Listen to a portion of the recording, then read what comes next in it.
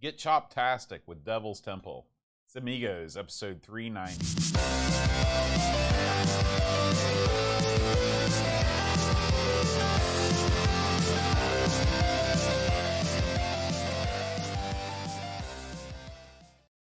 Hi, everybody. Welcome to Amigos. I'm John. And I'm Aaron. And today, Aaron, we're going to be talking about the Devil's Temple. Oh, man. I live in that place. I don't know if you knew that. And the devil's tough to get rid of, too, brother. I can tell you. You know, there's a lot of great martial arts movies out there. Oh, yeah, man. There's a lot. What's your absolute favorite title? The 5 Deadly Venoms. That is pretty good. I mean, not just my favorite title. That's my favorite martial arts. Oh, so it just happens that your favorite title is also your favorite. Because it's got all the stuff I like. Mm-hmm. It's a revenge story about a guy whose master gets killed by one of his former students. Mm-hmm. Okay, you got that. Yeah. It's got styles based on animals or mythical creatures. Mm-hmm. Right? And it's got a hero that comes from the bottom and has to rise up and defeat incrementally more difficult foes until he meets the ultimate foe at the end. So it's like a boss rush. It's exactly like a boss rush, except the bosses also don't get along. So there's some intermingling there. Okay. I love that movie. It's an old school kung fu movie. Mm-hmm. But there are so many good ones. I mean, I don't know how many. Are you a student of the kung fu? Because since you obviously practice the dark arts. You know, I wish that I was. I feel like I've been missing out in life by not watching these movies. Where should you start? If you were instructing a young Padawan, where would you tell them to begin their martial arts movie career? Well, you can watch many a fine old, as we used to call them, chop suey movie on YouTube. There are plenty of those. There's also some channels on Twitch that run them. And I'll tell you another guy, the Chud's a big martial arts movie guy. We used to watch these things. I mean, Shaw Brothers forever. It's all we did. Our good buddy Flack, he's a huge martial arts guy. Now, you've got different phases of martial arts, right? Because you've got those movies from China and from Hong Kong, the low budget, crank 'em out movies, but they're really good, a lot of them, and some of them are real clever. And then you've got like the Bruce Lee era, where because Bruce Lee was such a Bruce Lee didn't start this genre. No. But he was so popular that his mere presence changed all of it. And so not only his movies but the movies around him are influenced by him and his whole era. In fact, and you can move right up to the Jackie Chan sort of era, and there are other guys, say Chiba and some other guys that are in there. But then you go right in like the Jackie Chan era, because Jackie Chan actually was one of the early Bruce Lee ripoff guys. Because you had Bruce Lee and Dragon Lee and Kung Lee. You had a guy called Bruce Wee. That was actually spelled like that. You had all these stupid guys, right? And Jackie Chan was one. And then you've got sort of that Jackie Chan era, the crazy stunts and some of the more modern stories, although Bruce Lee did some of those. And so you've got that thing going on, and that's what was going on over there. And over here, they sort of went down a different path after Bruce Lee died. You had the 70s, sort of like blaxploitation stuff was in there, and then you had the early stuff from like Chuck Norris and that sort of thing. Even somebody like you could even say like an old Charles Bronson might be in there. And then you had they went up a different route, and then you go into sort of the ninja era, like American Ninjas, all those. The Master. We watched American Ninja in band. And oh yeah, I wasn't a super big fan of like those particular. They're dopey fun, right? You know, but they're fun. But I mean, there was too much talking in them for me, not enough action. Right. But a lot of action, and also I never liked the fact that like you're a ninja. But there's a guy that's just chopping down ninjas left and right, just like vampires. Remember we had that conversation about one vampire chopping them over? What's the point? If you're that big a ween, what are you doing with your vampire powers? You blew it. Yeah, and if you're that ween, you should not wear a ninja suit. Can you imagine if you're, just think about this, you're a guy, and somehow you're turned into a vampire. Okay, think about this for a minute. And you're like, what are the odds of that? I'm going to live forever. I'm a vampire. Right. And then you go out and like one of the first outings get killed. That's That's worse than being a human. Yeah. You totally dropped the ball. That's true. And it's the same thing with ninjas. Think of all the training ninjas do. They gotta throw the smoke bomb and go underwater with the scale walls, with the ring, with the little claws. Uh-huh. And you do all that training. You're invisible. You're teleport, and then you go out and get killed like 3 seconds by some other guy. What a geek. Yeah. So there you go. And then ultimately, as it moves forward into more like would you say that Kill Bill is Kill like Bill, the like I loved Kill Bill. I loved it. But even that, she stacked those ninjas, the Crazy 88. She stacked up like Cardwood. They were just the biggest geeks. So you do. There's a. I don't like them to look like total geeks. And also a big thing I like in old kung fu movies is the training montage. They're dodging claws and they're walking on the tops of like bamboo that have spikes on it. They're jumping over moats and stuff. That was something that was really cool too. That was a big part of the fun. You need to get into this. This is a great genre of fun. If I had never seen one of these movies before, and you had to give me some advice, what advice would you give a young Padawan movie? If I'm going to pick out a few, aside from the one I mentioned there, which was Five Deadly Venoms, I would also say Dragons Forever is great because it's a Jackie Chan movie, which is Jackie Chan seamlessly and flawlessly combines amusing, wacky antics and action. The Super Cop is another good one that I would mention. Does that have Chuck Norris in it? No. Chuck Norris, I liked Firewalker. It wasn't really a martial arts movie, but in terms of Chuck Norris movies, a lot of his I don't think are that great. Some are fun.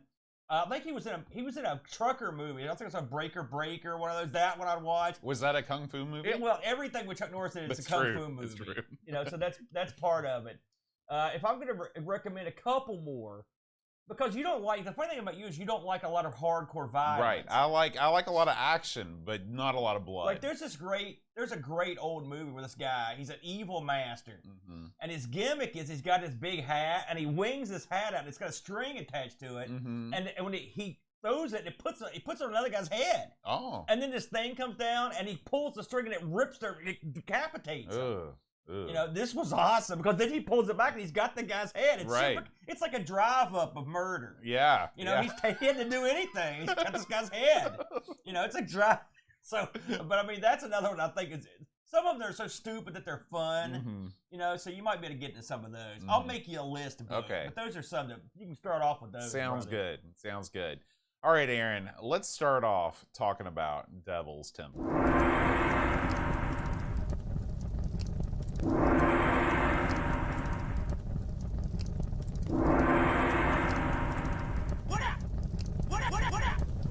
Not here. All right, Boat.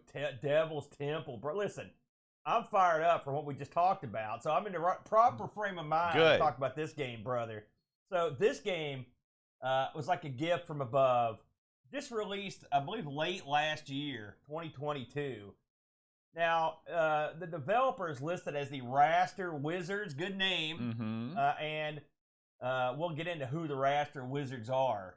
But they've done a few things we've actually tried out, including one of your all-time favorites, Black Dawn Rebirth. Oh, yes. It's one of theirs. I can't get enough of Black Dawn. Shadows of Surgoth. And I don't recall that. I don't either. I don't know how we missed that one. And also Barbarian Plus. Okay. Which we did like. That was really good. Yeah. A real big improvement on Barbarian. So, who are these guys? Well, you've got McGeezer, everyone's favorite. He's done some great stuff, including Bomb Jack Beer Edition, Rygar, a Turbo Sprint. I think we tried all those. Yeah, those are all great. And Santa Run. The graphics were done by a fellow named Tenshu, who also worked on Barbarian, Black Dawn Rebirth, and Santa Run. And the music for this game, and the music, by the way, is top shelf. Newsflash. So good. You've got N09. I'm not even trying to use the real name, so I'm just going to use the cool guy name. That's right. Hoffman and DJ Metune or Metune. I don't know what their names are. I don't have to know. No. Because they're putting out the grooviest of groovy beats, Boat. I love the music in this game. Let's start off with just talking about the music. It's got music and sound in a glorious medley of beautiful tunes and wanton destruction and violence, blended together to rich tapestry for your ears. Let's keep in mind this is an OCS ECS game that has no trouble producing awesome kick butt sound and awesome kick butt sound effects. That's right, and like the different levels have different music. And by the way, I want to say something here. and I just heard this before we went to the show. I didn't beat the game.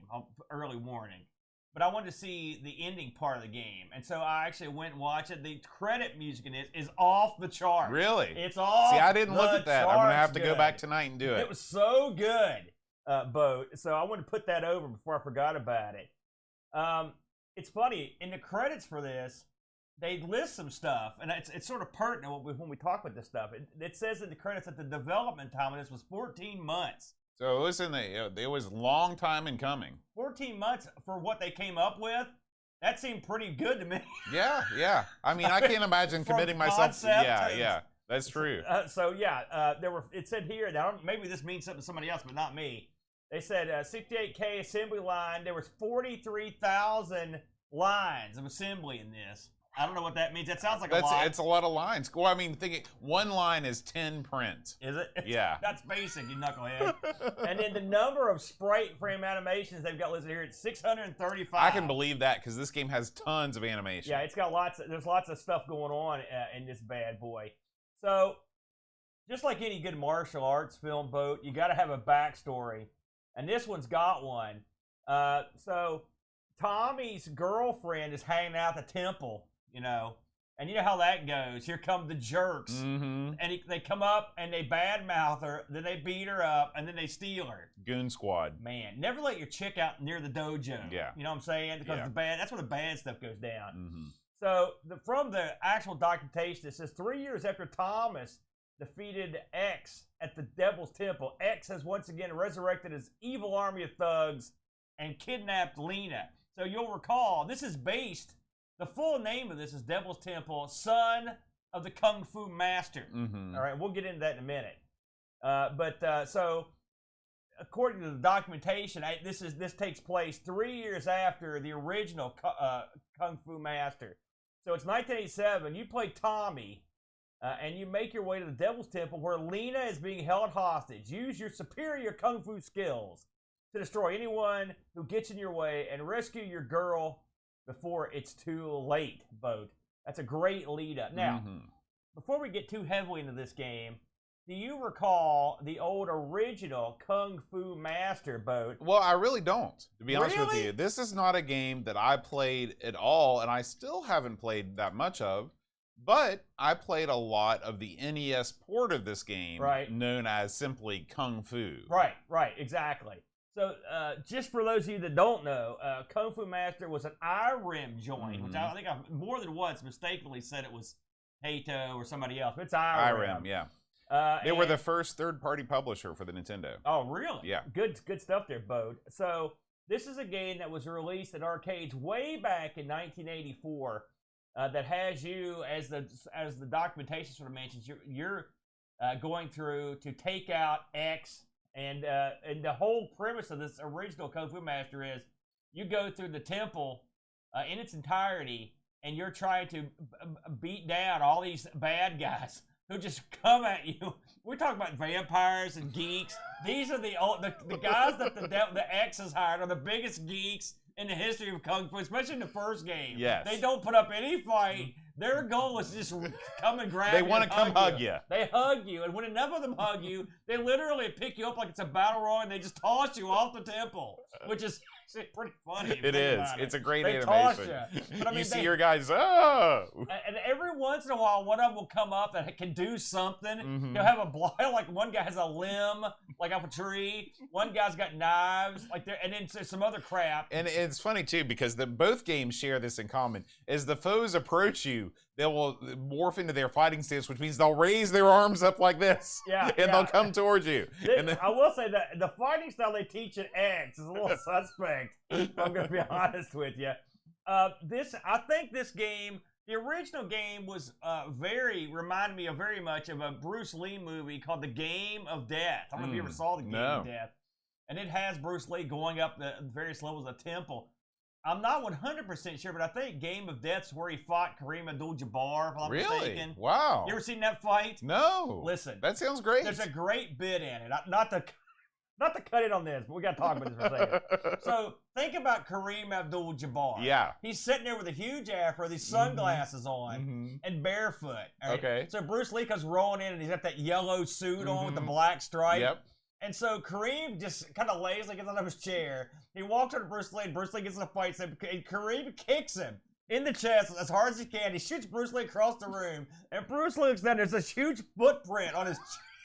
It's so good. That's awesome. It's so I love good. that. It's so good. And you know Kareem's in trouble when Bruce Lee finally breaks his sunglasses. That's when the deal goes down. It was an all-time great movie.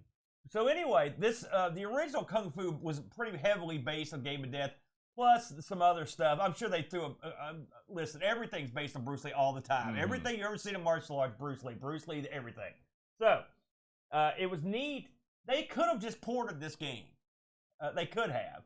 But the idea to do a sequel, when we first saw this game, I was like, this looks good, but it's not Kung Fu. Let's hope they don't do something that's going to make me angry. Well, I remember when this first was being announced, it was announced as a port of Kung That's Fu what Master. we thought it was. Right. And then, as the year went on, we found out what it was. Mm-hmm. I can say happily, if you're like me, curmudgeon old bum, who doesn't like anything that takes off from the other game, listen, they did a good job here. This will not anger you. At the bare minimum, you'll be neutral on it, and you'll probably actually be happy with it. So, first impressions of this thing, it comes up, Bo, with the cool picture of your guy. What did you think? Great. Yeah. Great. I thought it was great. I love the atmospheric. It sort of reminded me of the beginning of Punch-Out, where you have the guy and he's, that. And I thought it was great. And of course, the best part about this game was that you start and you see that options screen. I love games that have the options It's screen. got a lot of options in there. And they gave you all sorts, including some censorship options, some audio options, a lot of options.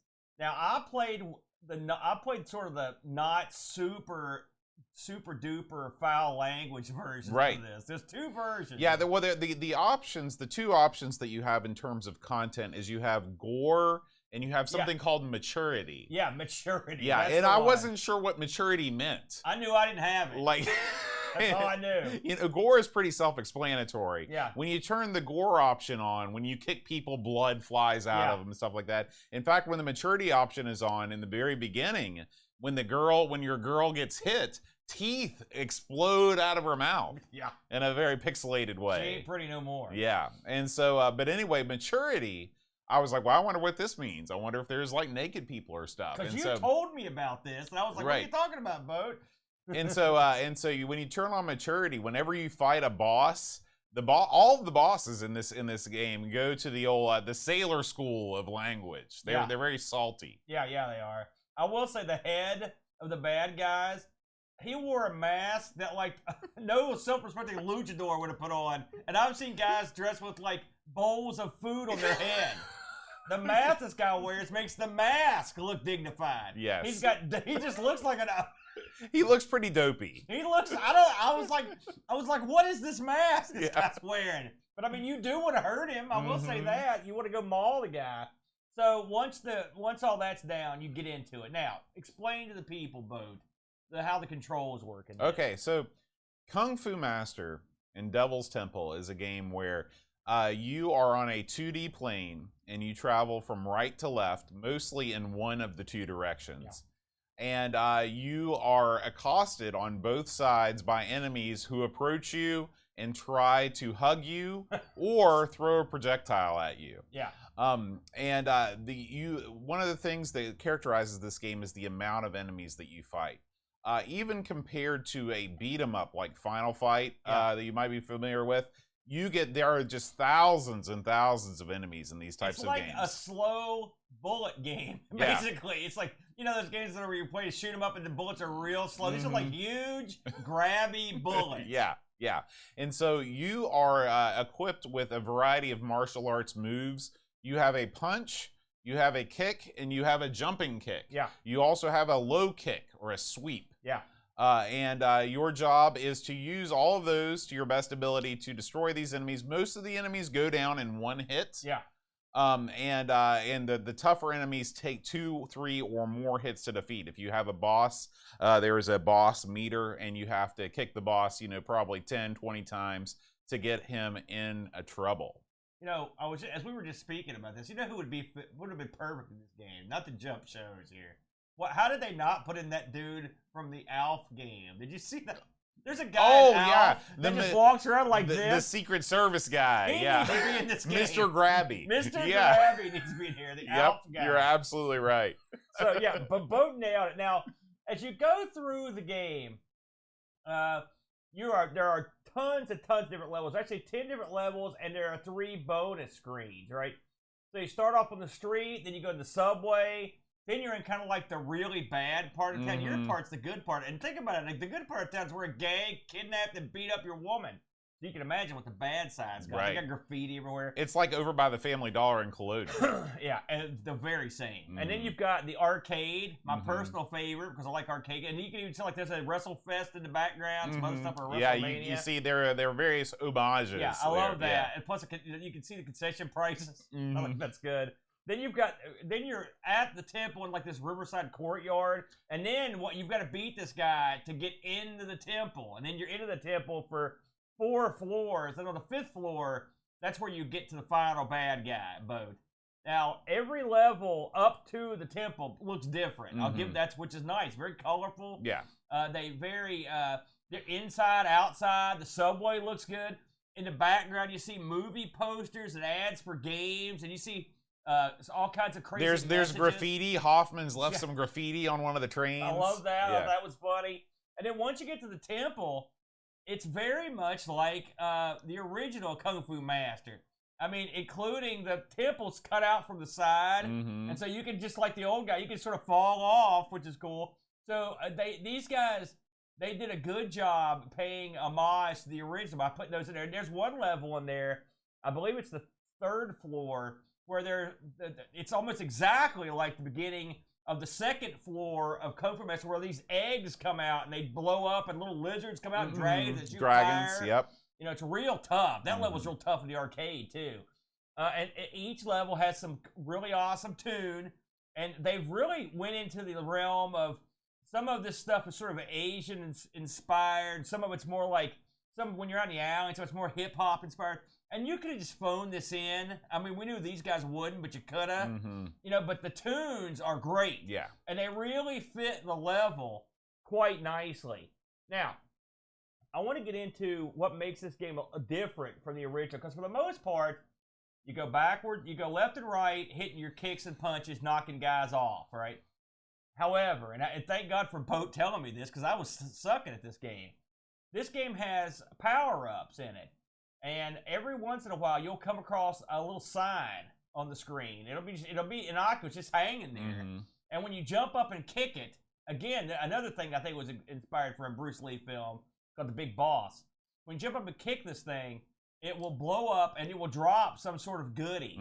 Right now, I've got a list here of the goodies. How many do you recall the different goodies you got? You can get rice balls, and they give you your energy back. You can get weapons. You can get 1-ups, and there are also various point awards you can get. Right, correct. And these things help a ton. The chucks are great. You get those at Whack Guys, which was cool. That wasn't in the original. The power-ups are a welcome bonus to this game that makes it a lot of fun. This game has a strict timer. Yes. And I mean, it's not as strict. It's not the most strict timer, but it's pretty strict. It keeps you moving. Yeah, it sure does. And so it's not as bad as like Super Hang On. That's the worst. Yeah, but this is a close second. And so you need that food stuff to keep going. It's funny, most of the time, I could get to the end boss pretty easily. By the time I got to him, I was so beat down, he just smacked me around. The end bosses in this are cool. Each stage has a kind of a neat end boss, ranging from the first level is a cop, the Blue Oyster Cop, which I'm sure that's a takeoff of the old Police Academy movies, if you ever saw those. I thought it was a takeoff on Blue Oyster Cult. No, well, it could be. It could be. I don't know. It could be the one. What is the Police Academy reference? I'll tell you later. Okay. Then you've got a chick with a whip, big fat guy that breathes fire. His name is Big Burn, by the way. I like that. I can't believe I didn't say it. There's a ninja. There's this old man that comes in pairs, and you keep knocking his head off, and he keeps coming back. Did you get to that guy? No. Boy, that was disturbing. I can tell you that. I was like, what the heck is this? So there's a multitude of bad guys. And there's a health bar at the top that tells you how much they've been hurt, obviously.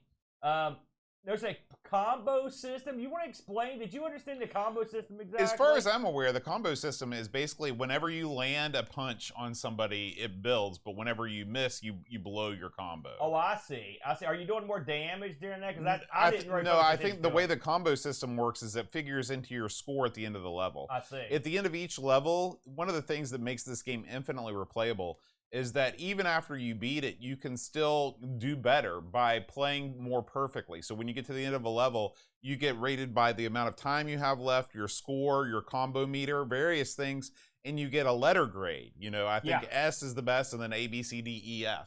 So there's this is great because this gives you a reason to keep playing once you've seen everything. Yeah. What have we not covered? I think that pretty much sums everything up. So your thoughts?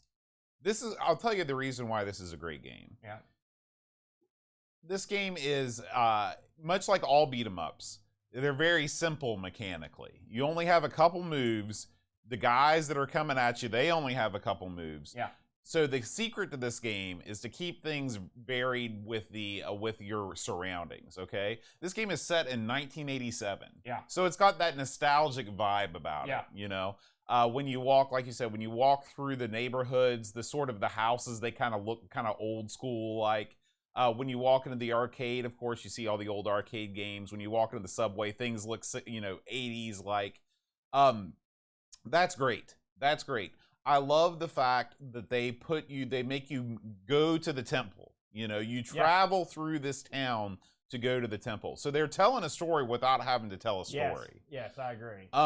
I really like the way that your character is animated. You know, they could have taken the easy way out. This is a game that you can get by with without having a whole lot of frames of animation. Yeah. But when you watch your guy jump and kick, especially the punch in this game is not really a punch. It's more like a back fist. Yeah.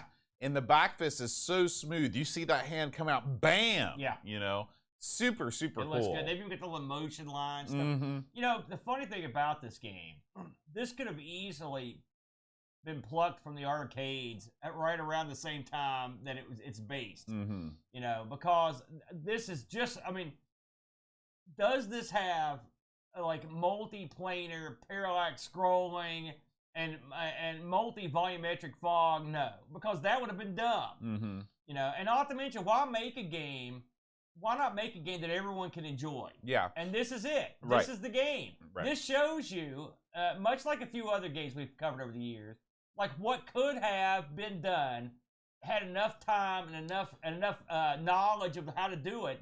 You know, it made it happen. You know, this is a good progression do you from ever wonder and other games? You know, do you ever wonder how many hours of development time were wasted on just trying to figure out different ways to do parallax scrolling?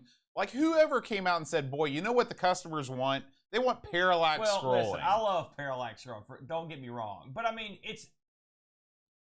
What are we doing here? Well, again, it all comes down to is the game any good? Right. I'll cash in the parallax scrolling for the game. Right. You know, and that's and on top of everything else, Kung Fu Master didn't have parallax scrolling, No. and it's an all-time classic, Yeah. stone cold classic. And I have to say it, but this surpasses its predecessor, and it does it exactly the way a sequel should, by keeping the bones of the original game and then going in and laying down some interesting new. It didn't have to go crazy. They didn't have to do anything crazy. Right. They on top of everything else, they added some bonus stages that are sort of reminiscent of like Arcade Plus, where you kick these balls and part of the sky, and eventually you kick balls and weapons. But I mean, this game. Let's take out. Okay, is it a good game? Yes. Does it have good sound and sound effects at the same time? Yes. Does it got tight controls? Yes. Does it have all that stuff? It does. Take all that out. It runs on a low-end Amiga. ECSOC, I think it requires half a meg. Yep. Okay? That's standard fare. Even the 1000 can have that easily, okay? Then it should run on everything all the way up the line of CD32, right? That right there is enough for me. If I would have accepted half this game with that, with those, but I mean, they went all the way. And it's a tribute to the guys' amazing abilities as programmers to put this together. And I don't think, you know, some people might say, well, you know, developers back then didn't have the time. And that's true. That's true. But I also think developers back in the day didn't have the same level of passion as somebody like Graham did, because they were doing it as a job. Yeah. This was a thing they were doing so they could get to the next thing, so they could get to the next Right, thing. exactly. The games that weren't like that were very few and far between. Like, I think, was it Out of This World where the guy basically did it by himself and it took him 5 years or something crazy? Like, those type of projects were few and far between on the computers. Those were passion projects. Yeah. And that's what this is. It's a passion project. That's one of the great things about, because we don't cover tons and tons of new games, but every once in a while we cover them, and they're almost always, even the little puzzle games, because they're almost always good and fun. Mm-hmm. Why? Right? Because people are more knowledgeable about stuff, sure. People have more time, sure. But also people are doing it in their spare time, and they're doing it because it's fun. They want something to enjoy. Yeah. And then they give it out. And then, so let's talk about how you get this, by the way. So I looked it up. Now, we got this off the website. I don't think they're offering the box set anymore. Okay. The box set, I will say the box art on this was awesome. By the way, the guy that did the box art, I should mention him. I actually wrote it down. His name was Tinshu, or I'm going to try it. Christoph Romanoli. Let's go with that. Yeah, I think that's good. And he also did art in Barbarian 2, Black Dawn Rebirth, and Santa. The art on this looks cool. In fact, the art all the way through the game looks good, okay? But the box is good. So you can't, I don't think you can get the box anymore, so you're out of luck there if you weren't, and I missed out on it, by the way, because this is the one I'd probably bought. I think we totally, but when I checked the website, this is going for 14 pounds or $16.83 as the pound goes up and down with the U.S. dollar. I'm guessing that's what we paid, somewhere around $17. We got it on sale. Oh, I picked it up a couple months ago because I knew we were going to get around to reviewing it. So we paid about $7 for it. Oh, so what a steal. Yeah. So if you catch it on sale, but with all that said, I would endorse picking this up for $17. Yes, it's definitely worth it. It's got a full color manual. It's got a manual, a good manual. And the manual looks like, I mean, clearly it's just the same manual they probably put in the box. Color manual. It looks great. It outlines every character, all the moves, all the various points. Mm-hmm. It's a now, good is there manual. anything you didn't like about this game? Well, I guess I can, if I'm going to give a complaint, okay, the complaint I would be, and the thing is, I hate to mention, I wasn't going to mention it, but I will. This game, there are 10 levels that play pretty much the same. Mm-hmm. It's not like, you're not going to get any crazy ninja action. It's pretty much, it's not like even something like a Double Dragon where they change it up a lot. This is not changed up at all. Mm-hmm. But the arcade was exact same way. Exact same way. So this has more varied enemies than the arcade, and there's adding the additional power-ups or stuff to do. So you got that. But otherwise, it doesn't give you, if you go into this expected 10 diverse levels, they're going to look different. The music's going to be different. They did everything they could, but they're not that much different. Mm-hmm. So I would say if you're not in love with the original and you're not in love with the gameplay as it is, it's not going to change as you go through. Would you agree with that? I'd agree with that, and although I will say, in the game's defense, the bonus levels are a nice sort of breather. The bonus levels are okay. You know? They're okay.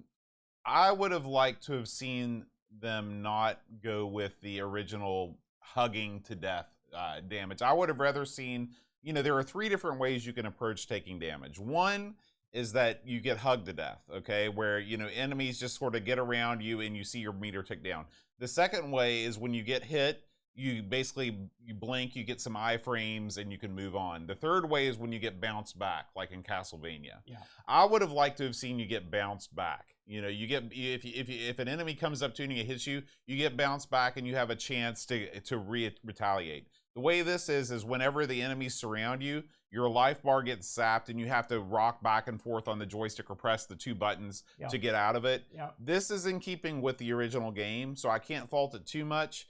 But I wish they would have changed that particular mechanic. Yeah, and that's the problem. I think if you go in there and do that, you're fundamentally changed. I mean, you're going to have something else. Yeah. Now, it may be better. Yeah. But you can't. But what they're going for here, and maybe if they do another one, mm-hmm. maybe you get a little more adventurous. Yeah. But I think in keeping with the spirit of the arcade, they kept the weird. And the thing is, that game is sort of famous for that. Mm-hmm. There aren't too many games where you're menaced and then hugged. Yeah, I totally understand why they did it. I just think they could have done it better. Yeah, understandable. With all that said, reviews on this. There's not a ton of them, but I've got the Lemon score here. Lemon gave this right now as it stands an 8.78, high praise, and RGN has this at 92%, also high praise. Did we get any Discord action on this? We did. Pajako6502 writes, if you think seeing a lady gets punched in the gut in Double Dragon was harsh, yeah, how about having the leading lady getting smacked in the kisser and knocking out some teeth in this intro? Youch. I was really quite impressed when it started, but quickly found the game's difficulty curve too steep. I only managed to reach level 3, and try as I might, I kept getting trapped by baddies. My main problem is that a lot of the time it's quite easily to accidentally jump when rapidly changing directions, which would land directly into the hug of death. If you did that while many baddies convened on you, it was certain death. By level 2, the baddies are so plentiful, unless you're smacking the buttons with absolute precision, you'll get caught and cuddled to oblivion. Even easy mode didn't seem to change much. If you like a challenge, you may love this. Me, I was more of a kung fu disaster. Definitely check out the free demo before buying, as it's a little pricey for a game you may only play for a short period. Fantastic graphics, great music, but honestly too hard too soon. 7 out of 10. You know, it's funny. It's fun. I don't necessarily disagree with his saying this is a difficult game, but it's got a rep for being way too easy, believe it or not. I kept reading that everywhere, that people thought it was too easy. So clearly, I think once you figure out the controls, you're gonna do okay with this. And also, I wonder if he knows about the power-ups and stuff. Yeah. If you don't know about the power-ups, it's bad time. That's the only one we got this week? That's the only one we got this week. Well, good. Thank you, Jocko, for chiming in. So, yeah, I like it, Boat. I think it's a winner. Big winner, Boat. If you ask any Amiga repair technician what the most problematic component of a motherboard is, they'll undoubtedly mention capacitors. The electrolytic capacitors that shipped with the Amiga are 30 years old or older at this point, and each one is a ticking time bomb waiting to explode battery acid all over your motherboard, sometimes damaging it irrevocably. Don't wait. Replace your capacitors now.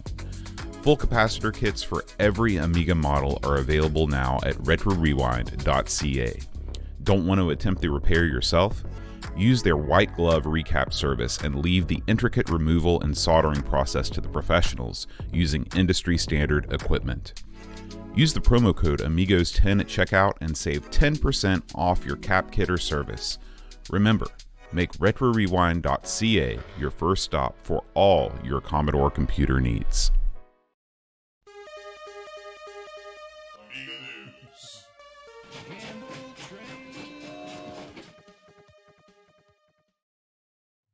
Gamble Train City, baby. That's right, Aaron. You know, our first story this week is one that's going to be near and dear to your heart. Yeah, what is this, Boat? There's a new game out there, Aaron. Yeah. And it's by none other than Hank the Hammer Neidhart. Nyborg. I can't remember his name. Nyborg. It is? Okay.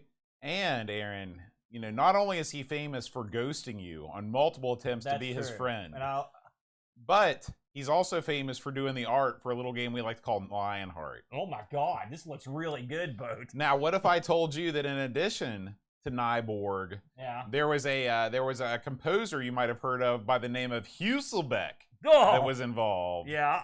And what you've got here is a new platformer on Steam called Tiny Thor. Oh man, this looks like they should have called this Son of Lionheart. Look at this guy. He's cute. Now see, that's a little character you can get behind. Yeah. Now look at that. If you're listening on podcast, the art in this is unmistakably Nyborged up. The Nyborg has assimilated me. I want it. How would one get this, Boat? Where does this run on? Listen, this runs on Steam. You can download the demo right now. I don't believe that they have announced a price yet, but you can add it to your wish list. So when the price does become available, you can pick it up. So play the demo. I watched Bill play this on his stream a couple weeks ago. Yeah. And man, it looks freaking amazing. Dude, this looks so good. Yeah. I mean, the thing is, the palette, the backgrounds, they're very Lionheartery. That's right up my alley, Boat. Good find, dude. Yes. Thank you, Bill, too, for notifying Boat on that. That looks great. I'll be keeping an eye on that, Boat. Now, our next video, Aaron, comes to us from 10 Minute Amiga Retrocast. And, Aaron, I know that desktop publishing a big part of your life. It's a passion. Yes. Well, Aaron, what if you took all of the skills that you've acquired over the years in, Dreamweaver, PageMaker. Sing a little bit of that for us, Bud. I believe you can get me through the night. Okay, what was I thinking? Stop singing that, Bud. So, you take all the skills that you've learned from the Creative Suite and you just dump them right on over to the Amiga. Because guess what?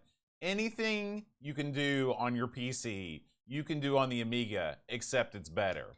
Take it from an impartial observer, Doug from Dynamic Computing. It's slightly slower, but it's bigger. Now listen, I did some paper work back in the day on the Amiga, a little bit. Right? I wouldn't call what I did desktop publishing, but I did some stuff. I bet you done a newsletter or two in your life. I never did. But even back in your days when you were involved with various geekery groups, you never said, guys, what we need is a newsletter. Too lazy. Remember the Amigos magazine? How much of that did we do? None. We posed for the picture, maybe. That's about it. So, I think the Amiga was a capable, of course I was coming up from the Coco. I thought it was a capable absolutely desktop publishing gimmick. It did the job. Now I'm no Doug. It's good to have Doug back, by the way. Yeah. I'm no Doug, but it looks good to me. I don't know what to tell you on that. I don't really dwell on desktop publishing much these days, but if I'm honest.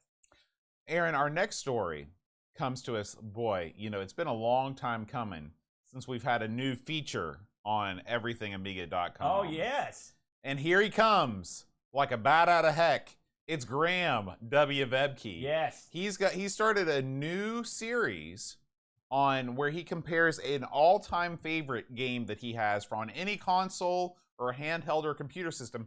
He compares that with an Amiga game, and he puts them head to head. All right. Okay, and so the first round of this is tennis games. Okay, right. So he takes a look at the at Final Match Tennis for the TurboGrafx. Okay. Right. And he puts it. And he plays that. He talks about all the different things that make it awesome, and then he puts it up against Super Tennis Champs for the Amiga, which I don't think we've ever played. Have we? No. So, you check out this article, guys. Go over to everythingamiga.com. It's the lead article on this site. And check it out. This is a great long-form article where Graham really goes deep and talks about what he likes and what he doesn't like from both games and gives the final verdict. I love it. Yes. We need to get more action on everythingamiga.com. Yes. You should write a little thing. You've got so much spare time. We need to write a full recap of every show we ever did. Get on that. I'll get right on it. All right, Aaron, in our final story this week, Aaron, we had to talk about this because we had such a blast with it on Amigathon this year. Maria Renard's Revenge. Talk to us about this one. Well, this is a Castlevania fan game, developed by Dom Kidd using the Scorpion engine. Yes. I'm trying to be the Scorpions. Remember the Scorpion, the band? Yeah, they were the Winds of Change. The Scorpions. Well, they did more than that. Here I am, rock you like a hurricane. Yeah. Remember that? They said it right, Hurricane. Not into that. Not into the Scorpions. No. Well, I think they're awesome. Anyways, they're like German or something. Yeah, they're awesome. So this will play on one of your more capable Amigas, the 1200 or C32. Something with your favorite AGA on there. But it also, there's a version of it out for the 500 Mini, which is what we played. It worked great, by the way, on there. And this is like, are you a Castlevania dude? I am a GBA Castlevania dude. Really? I loved all the portable Castlevanias. Now, we played through this. I think Brent and me and you somehow staggered to like level 3. I think, what'd you think of this thing? It's good. It's a solid game. Yeah. Of course, I wish that there was music. The thing that makes Castlevania games great is they always have rockin' tunes. But apart from that one small quibble, this is a solid title, especially at the price being free. Yeah, this is one of the gimmicks where you pay what you think it's worth type deals. Listen, I like that. Not just because I'm a cheapo, but I mean, listen, sometimes you play something that's a dud. Sometimes you play something that's good. Somebody put some work into this thing, and it's very clever. You throw cats and birds. which I've thought about that, throwing my cats a few times. So I think it's quite neat, Boat, and I recommend it. Give it a shot. I mean, play it, and you download it, play it. If you like it, give them a couple bucks. Give them a couple bucks. And this encourages more of this sort of thing. Yes. Hey, before we move out of the news, but just a couple of things I want to jump in that are not on the list. I just heard from our good buddy Happy Coding. You'll recall a little while back we mentioned that Happy Coding was among some guys doing a lot of his works as a box set for charity. He just noted in the Discord or in the chat here that they will be donating close to $2,000 US to the earthquake victims. That's fantastic. Someone came in and they worked with a company that matched all the donations.